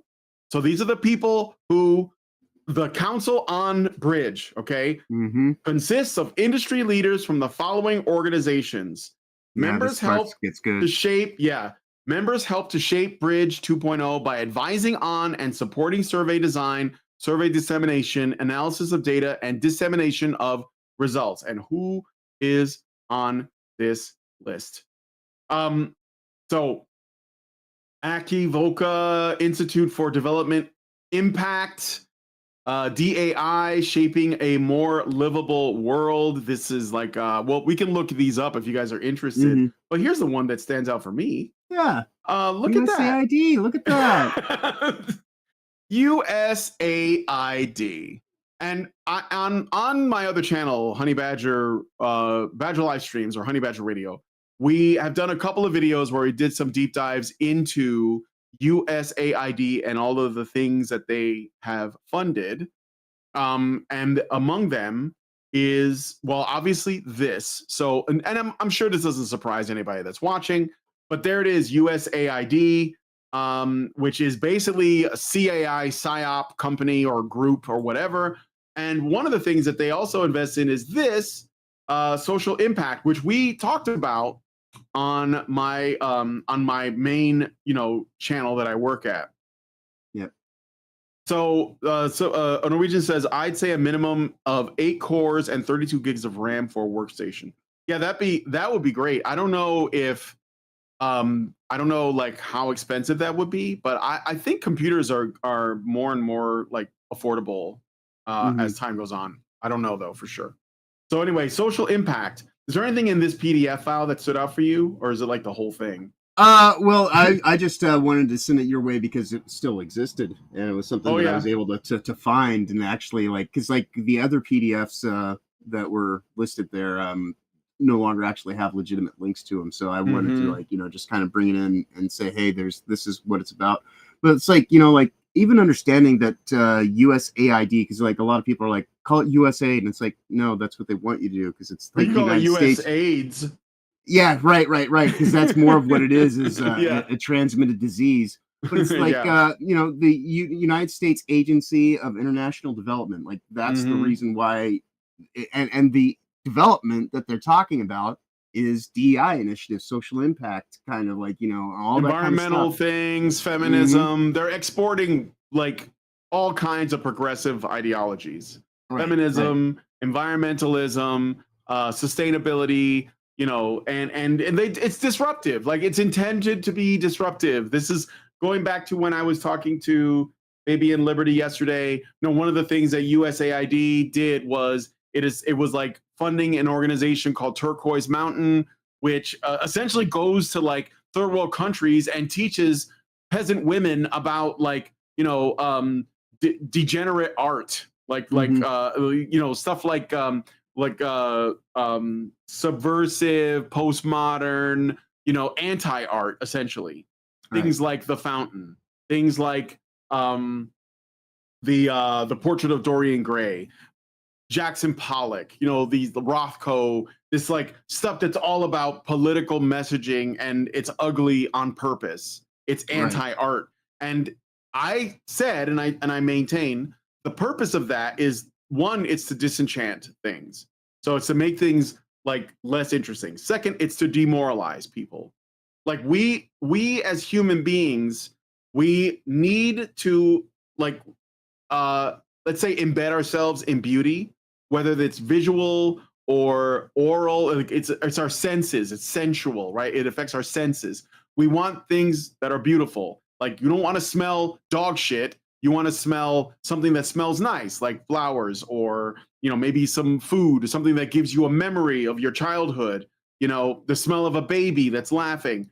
When with all of our senses, we want things that are beautiful. It's what we crave, and this anti-art is against that. And ultimately, when it leads to is demoralization, pessimism, ultimately nihilism, and that's when people become like revolutionaries. It disenchants everything, and it's disruptive. And it's interesting that they're only doing this to the women of these countries.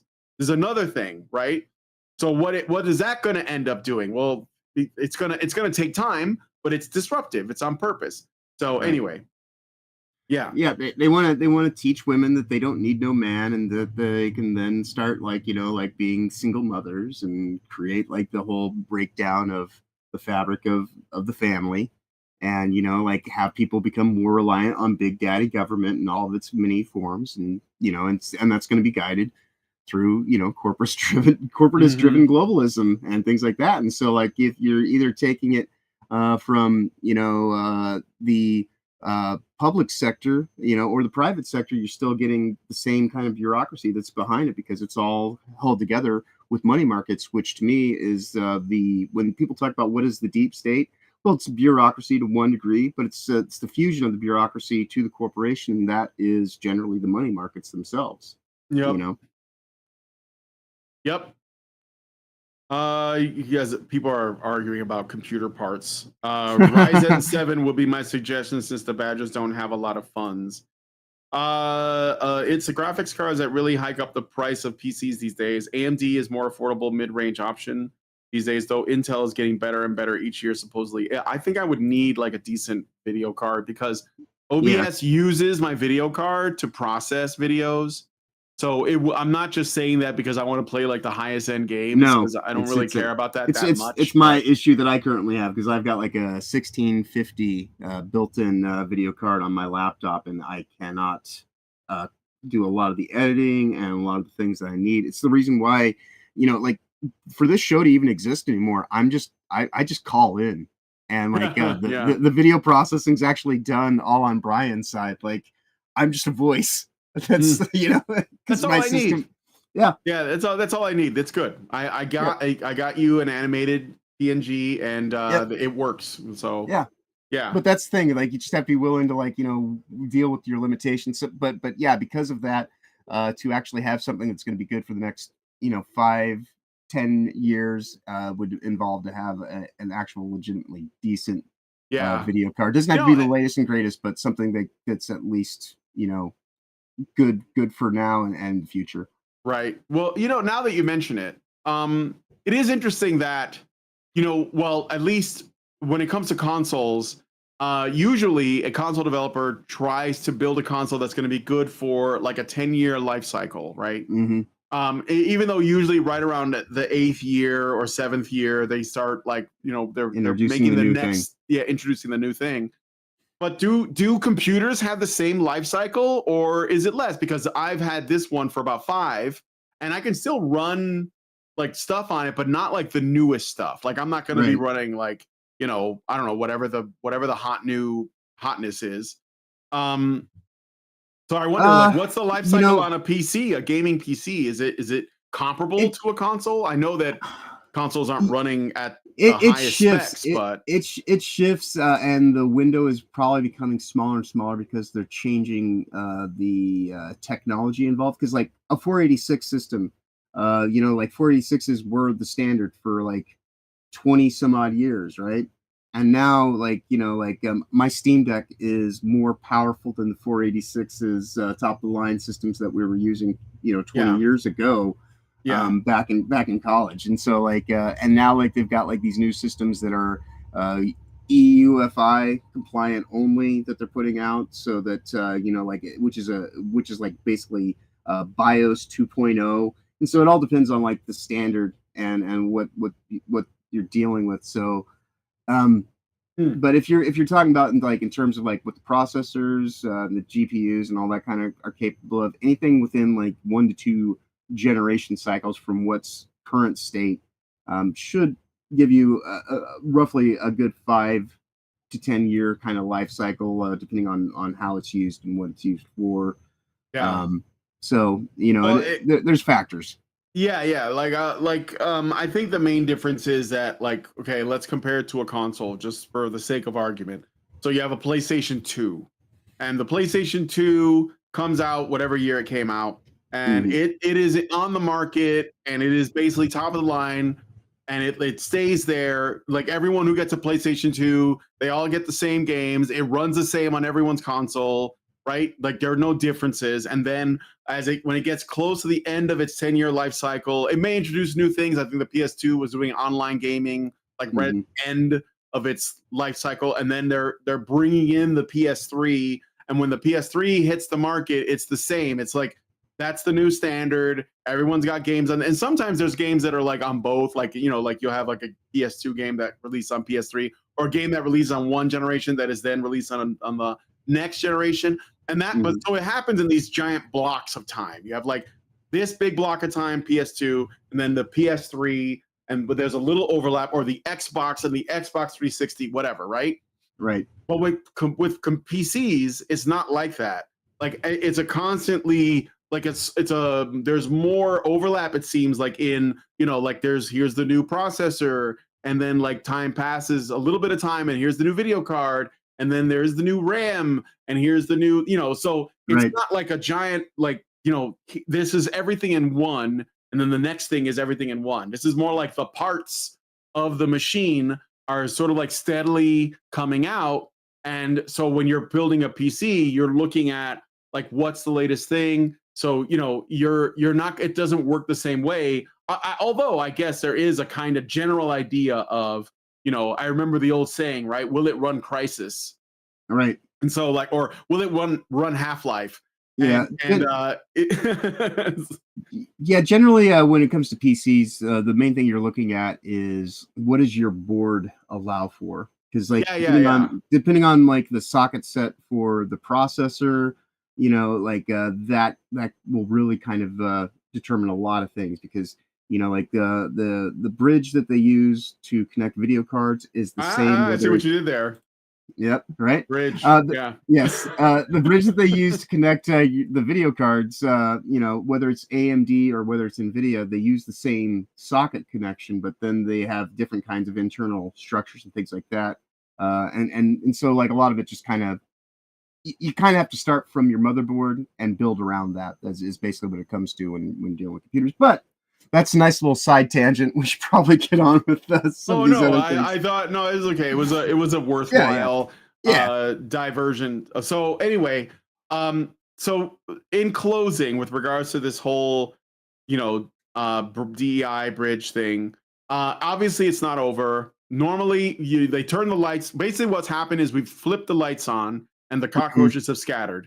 But that doesn't mean you don't have an infestation. So we have to stay vigilant. Stay frosty, be patient.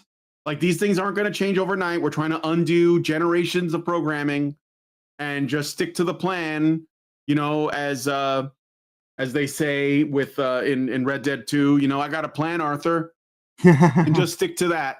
And again, we just make sure that we don't become complacent and we continue to stay the course, Remember, they can't make you buy what you don't want. So, and I know you guys know that. All right. So we're gonna move on to some cake now, and because I want to get into some, decent news. So there's a game that is doing very well, but it's called Split Fiction, and it's done by a company called Hazel Light Studios. Now, at first glance, it looks like a woke game because it features 2 female protagonists, and it's like a 2-player co-op game. Yeah. But that is misleading. It just happens to have 2 female protagonists. The developer, Hazel Light Studios, they've done a number of 2-player games. That's like a big focus, or at least their trend. They've done these sort of 2-player couch co-op games. The first one was called Two Brothers, which I never played, but I heard all of these things. I've heard good things about. I think I've played one of their games. So the first one was called Two Brothers. I don't know if you guys have ever heard of that one. I think it's called Two Brothers. Do you know what I'm talking about? I know this company. I know that this game specifically, the head designer, the characters in the game are named after his daughters. This is kind of a game that he made as kind of like a, he wanted to make a game that he could make for his kids. So I've made a few jokes about this game weeks back. Oh yeah, I did. I very much did. But I think that this is one of those things. Go ahead. What were you gonna say? I mean, I think this is one of those things where it's like, I was never gonna be the audience that they were searching for. So like, I can understand how people with kids and things like that, they might be finding it to be more resonant and worthwhile. From where my stance was on it, where I was just kind of like, this is just more, silly silly bullshit. And so, I'm glad to hear that it is far more substantial than surface level for most people and what their interest is. And if you got kids and like this seems like a good enough kind of game that isn't like pushing a whole bunch of messaging, but it's just kind of like like the differences between like like these two characters and how they still kind of have like a common ground that they have to adhere to, even though they're in entirely different worlds, so to speak. In the way that the game's set up. There's probably something good in that, and so it's important, to not necessarily like try to like destroy everything that you don't necessarily agree with. Like you can actually look at it and be like, all right, well, this isn't made for me, clearly, but I can be forgiving enough to just kind of be like, well, it can exist and it can kind of be successful or fail on its own merits. And people seem to be enjoying it well enough, so good for the developers. I'm glad that they're staying consistent with their design kind of methodologies, and this is just something that's kind of like existing more based on the artistic integrity of the developer himself and the people that surround him to bring that vision to life. May not necessarily be something that's going to resonate with me, but that doesn't necessarily mean that it's like the worst thing in the world. Yeah. So I love couch co-op games, and I because I grew up with them. I think one of the first arcade games that I got really excited about was actually the original Mario Brothers. If you guys remember the original, not Super Mario Brothers, Mario Brothers. It was like right. You were, in a room. You were, in a room with two pipes, and the enemies would come out, and you had to like hit them from underneath, make them turn over, and then go up and kick them off the platform. And that's where the first Koopa Troopas showed up, but they weren't called Koopa Troopers back then. They were called Shell Creepers. And then there were these crabs, and you'd hit them, and they get angry, and they move really fast. And then there were these like hopping like bugs. And it was two players. You could play Mario and Luigi. It was the first game that introduced Luigi, if I remember correctly. Yeah, I think it was still being called Jumpman during the first iteration of that. I think on the arcade cabinet it said Mario and Luigi, but I might be wrong about that. But anyway, I've always liked that. And this developer, Hazelight Studios, they've done a series of games. He was Jumpman when he was just in Donkey Kong. Yeah, in Donkey Kong. That's right. But anyway, so these guys did a game called Two Brothers. They did another game where that I guess I really want to play now, but it involved like these two guys breaking out of prison, and that was also a two-player game with two men as well. Mm-hmm. And then they did a game that the one I did play, and I played it with Lindsay. My wife and I played it together. They were giving it away for free during COVID because everybody was locked down, and Sony, I think, I don't know if it was Sony or this developer, but they made the game available for free. It was that one and like Horizon Zero Dawn, and there was a couple of other ones. The Witness, which is like a puzzle game, and Subnautica. But Lindsay and I got hooked on It Takes Two, and it was basically about a married couple that are, their daughter, they're like, considering getting a divorce. And their daughter makes a wish, and they end up little toys, and they run around in the house. It was a lot of fun. It was very well done, and you have to work together. And it was just these guys are really solid at doing co-op games, and it really makes me want to play Two Brothers as well as the Escape game. So this one is, I think that it's probably their strongest one yet. Split Fiction has done very well. And we'll look at the numbers, but right here it's like 200,000, and I think this is still considered a AA studio. They're not massive, but they're doing really good numbers. And there was an initial knee-jerk reaction, but that because it had two women in it, there was an assumption that it was woke or feminist or whatever. But the Swedish film director, not film, but the guy who created the game, Joseph Fares, I believe. Mm-hmm. He basically came out and said, no, that is not what's happening. He got a little bit irritated because somebody like on a live stream or whatever, he was answering questions and they're like, oh no, it's another woke BS game. But he corrected him on it. But I will say this though, I think that there's two sides to this thing, because this is what I wanted to touch on. On the one hand, I think that it's fair that gamers are suspicious when they see games that feature female characters. It's not their fault, because especially with all the purples and pinks. Yeah, with the bisexual color scheme and just the way, when you see it, there's gonna be like I think that it gets to the point where people are like, fuck, it's another one of these, right? So it's understandable because they've been burned so much and they've had the landscape is just like estrogen everywhere, that when someone tries to make a decent game and it just happens to have women in it, that they're going to have a reaction. There's going to be some blowback. And so I think it's important for people to understand that that is not completely irrational.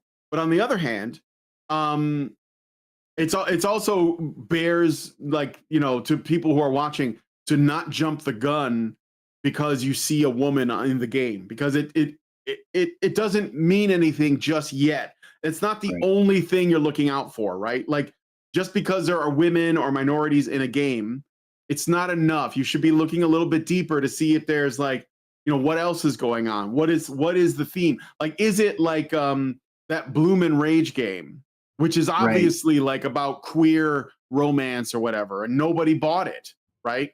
So, and I think games like this deserve to do well. Yeah, the game was called A Way Out, by the way. Brothers: A Tale of Two Sons, A Way Out, and It Takes Two. All, from what I know, all great games. It Takes Two for sure. I played it myself. A lot of fun. Corny as shit. I will say corny as shit, but it's okay. I found it kind of endearing. I appreciated the earnestness of the game's narrative. And it was simple, and it was actually about a heterosexual couple that has a kid and they're trying to stay together. Like, that's ultimately where they land by the end, is that they want to stay together, and they find that they love each other still and they want to make it work. That's unheard of, like, completely in today's climate. Okay.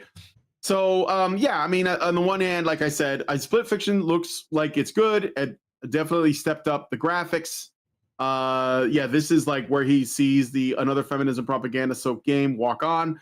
This is like, you don't want to jump the gun on that, because you're going to, in a way, it's ammunition for our opponents, because they get to say, see, these people, they're against any game that has women in it, right? Or any game that has minorities in it, and that's just not true. So we have to be careful about that. From what we'll look at the trailer for this a little bit later, maybe like after the story, but I wanted to share that right off the bat. Just again, on the one hand, I understand, like, I get it. I find everything suspicious. I get it. It's all sus. On the other hand, we should be, like, let's take a wait and see approach and confirm. What is it? Trust but verify, as it is said. Right. So, well, I would say that at this point in time, and it should always be this way, is that these companies have to prove themselves to the customer, Yes. And so if they can actually weather the storm of the criticism that at this point in time, I think is legitimate and valid and shouldn't be unexpected from their end, it's like, well, and if they can actually speak to that in legitimate terms and kind of state their case and then actually show the evidence, then good things will come from it, such as happening like what's happening with this right now. But that's why it's like, it's good to keep your head on a swivel, be willing to actually learn from the context of the situation rather than just try to reinforce a pre-existing bias, because then you're just ultimately, like, you're not actually going through and experiencing anything. You're just kind of stuck in your programming, and that can work negatively, like, on all ends of the spectrum, and so, like, there might actually be something worthwhile here, that if you just decide that you're so black-pilled towards these things or whatever, and you want to remain ignorant to it, then there might actually be, like, legitimate artwork that's being made with time and integrity involved and like, like actual thoughts behind it. Yeah. And even still, even like I said, still not going to be anything that probably resonates with me, but that doesn't mean that I'm going to like, sit here and just kind of rail on it because, I made a few funny jokes a month ago and, and to be proven wrong, I have no problem sitting here saying, well, all right, well, I guess, but it's more than I expected it to be, but Yeah. doesn't mean doesn't mean that I feel bad about like the jokes that I had made. Right. No, for sure. And I mean, again, I get it. Like, it looks like there's definitely like, oh shit, and I get it. But yeah, the guy seems all right. He even said, look, I made like 3 games that have men in it. 2 of them were only men. So now I'm making one with girls. And so it's like, all right, that's fine. But yeah, anyway, we understand that he did it because he has daughters. Yeah, he has daughters. So Yeah, like, I know. Okay, all right. I kind of get what this is all about. And you want to make a game for your kids, So anyway, yeah, Split Fiction. Let's take a look at the trailer for it, because now that I know the story, I'm actually kind of interested in this. So here we go. This is the gameplay trailer, by the way.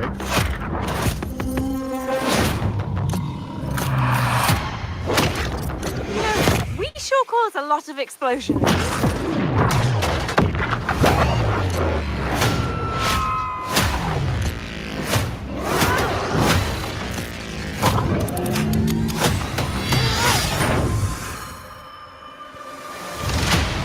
Okay, you better get ready, because I'm about to show you Hazelight's next co-op adventure called Split Fiction. And let me tell you this, get ready for a ride. You play as Mio and Zoe, 2 aspiring writers that hope to get published by a new tech company that can simulate their stories to life. I can't do this. Please calm down. It's time. You can't shut it. No! Accidentally, they end up in the same simulation. What are you doing in my story? Something bad is going on here. And there, they find out that their stories are about to get stolen. No one escapes my simulation. And in order to save them, they have to escape back to reality through the very worlds that they created. Hands above your heads. But the thing is, they're strangers, and Mio writes sci-fi, while Zoe writes fantasy. So you will, for every level in the game, jump between a sci-fi world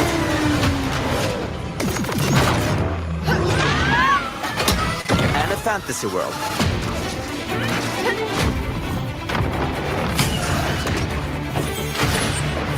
We at Hazelight love variation, and you'll have a unique mechanic for every level. Let me give you some examples. In this level, you start out... Okay, I'm not going to watch the whole thing. But this is the gameplay trailer. So it actually very reminiscent of It Takes Two, where there's different environments. But they took this a little bit further by having it essentially be 2 different settings, one science fiction, one fantasy. And I assume that by the end, they probably blend together. So that's, I mean, I don't know if you have any thoughts on that, or if you've already seen this or whatever.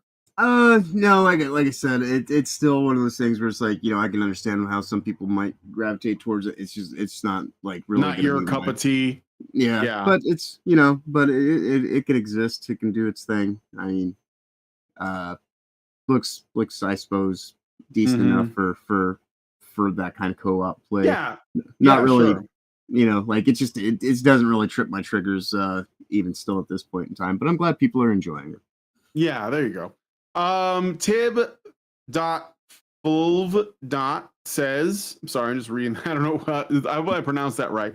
Says apparently they have moved on from using Bridge now too. Someone must have noticed the rebrand did not take, though I don't know what the new name is. Well, we'll just be on the lookout. I'm sure. Yeah, they are calling it TIG at GDC this year. Thriving in Games Group. Yeah, TIGG. Yeah, so like, and that's the thing, is they're going to constantly have different names for it, and that's why I was mentioning earlier that don't get caught up in the words. The words are just ways to kind of like give you a signpost, and if you sit here and say, oh well, we destroyed the thing because they aren't using that word anymore, this isn't about words. It's about actions, and so don't conflate like words with violence. Don't consider the label to actually be the thing. The label, you can pull off a label and put on a new one very easily and change that all the time. So like the main thing is just keeping an eye out for what is happening and why it's happening, and what they call it is just, you know, it's kind of like the Bilderbergs. That's not even like a name of anything. That's the name of a hotel that they stayed at when they were doing like, you know, like some big kind of Axios / Davos function, you know.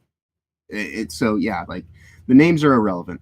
It's the it's the actions that are taking place there. It's the policies. It's their mission. Just be on the lookout for that. All right. So let's look at another one. This is the game I was talking about that I interviewed the developer for, Burning Sword Death Sun. Unfortunately, the when I did the interview, there was no audio, so this will like probably look a little bit nicer. I don't know if I showed this one off already, defeated you, remember? Do you really think this time the result will be different? All in-game graphics, by the way. And it's a very small he is team the of like last 24 leader of the people, Crimson Dust demon sect, who they're from disappeared 5 Thailand. years ago. So this looks Chinese, but it's not. Zhang Iicon. That devil sect. They're renowned for their heretical and ruthless ways. Everything ends here. Right here. Right now! Now perish! I've trained year after year for this day! Your sword can't even scratch me! Your emotions have put all of us at risk. I can't let you ruin my plan. My training is brutal as hell. Are you sure about that? So that's Burning Sword Death Sun. Nice. So do you have any? Oh yeah, we're almost done here. Oh, yeah, cool. I was gonna say we're getting close to the end of. Yeah, I know that voice. Yeah, I bet. Yeah, they got some good voice actors. Like I said, small team, 24 people, small developer. They're called Nomad. I believe it's called Nomadic Studios, if I remember correctly. And yeah, you can go. There's a demo available on Steam right now if you want to check it out. And they're going to be doing an update to the demo, so it's like in an like a pre-alpha build right now. So they're going to be putting out a real demo later this month. That's what the guy announced. So hopefully, you know, it'll be even better. But all right, so we did. Oh, somebody said Orbo's Exodus. You want me to look that up really quick? Okay, fine. Let's see. I'm almost out of time here, so if you want some, if you have some like requests, get them in really quick. Orbo's Exodus demo trailer. See, just take a look at this.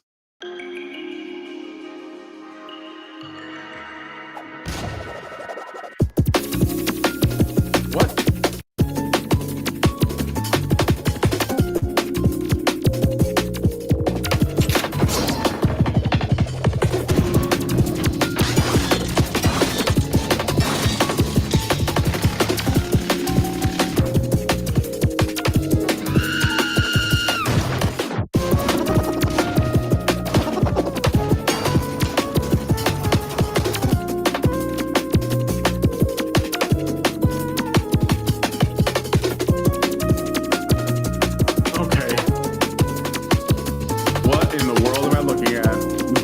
Indeed.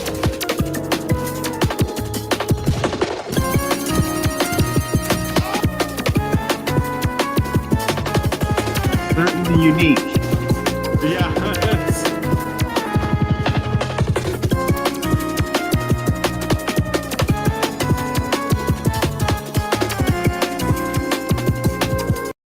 All right. Yeah, that's kind of weird, but definitely. Yeah, a meme game. I was gonna say the Killing Antidote has been making the rounds. So check it out. I downloaded the demo for that already, and I played a little bit of it. The Killing Antidote is basically like Resident Evil, but sexier. That's what I'll say. That it's definitely made to be modded. But look, guys, I'm actually out of time. It's a fast as fuck boy collectathon platformer. Yeah, that's what it looks like. It looks like the kind of video. The kind of game where you would just have gameplay playing and then you just like talk about completely different shit over the top of it. And that would just be like the background. That's what it looks like to me, you know? Right. Anyway, so I'm going to wrap it up there, guys. Thank you for coming on the show. Thank you, John, for joining me and, you know, like just sort of like helping me out with going through this spaghetti. Yeah, oh yeah, dude. I love having these conversations with you because you actually are willing to get into the more nitty-gritty details. Is actually one of my favorite shows that I do throughout the week. Oh, well, thank you. Yeah, yeah. I mean, like, people can always find me, obviously, doing stuff on reality-based or Will of the Fans. And, of course, I work with Toasty now as well. But, like, those shows are a little bit more, like, there's always more people involved, so you don't really necessarily have the time to have, like, the level of conversations that we get to have. So, this is definitely, yeah. And I like the fact that, like, when we do these at the end of the week, it's kind of like we actually have time to kind of look at things a little bit more clearly rather than just at the surface level. We can kind of get deeper into it. So, it's always a great time having these conversations on Saturdays. Yeah, for sure. Well, thank you for joining me, and shout out to everybody that's watching on YouTube and Rumble. I see there's like 9 people on Rumble, man. That's awesome. Thank you. Yeah. And I hope that you consider subscribing to the channel. But anyway, with all that said, we're going to end the show there. I want to get your thoughts about everything in the comments section. So please share those with us. And we'll see you guys very soon. Like, share, subscribe, and all of that good stuff. And we'll talk to you guys in the next video. Long live Vivian. Safe travels ahead. With the glass ceiling broken, all the oppressed groups shall prosper, especially the most oppressed group of all, gamers. I want people in the industry to be a little bit louder about people being mean to other people, and maybe say it's not a good thing. Yeah. Maybe say we don't want you around if you're going to be a cunt. Yeah. And hateful. And that the games industry is diverse naturally. Not because anyone's making them be diverse. Because the world is diverse, you stupid motherfucker. And if you have a problem with that, come fight me. Physically. Bitch. Has anyone taken you up on that yet? No, because they're all pussies. Yep. Down here, salt is a way of life. Obviously, the environment down here is all salt. The ceiling's salt, the floor is salt, the walls are salt, and to an extent, the air is salt. And you breathe that in, and you can constantly taste the salt.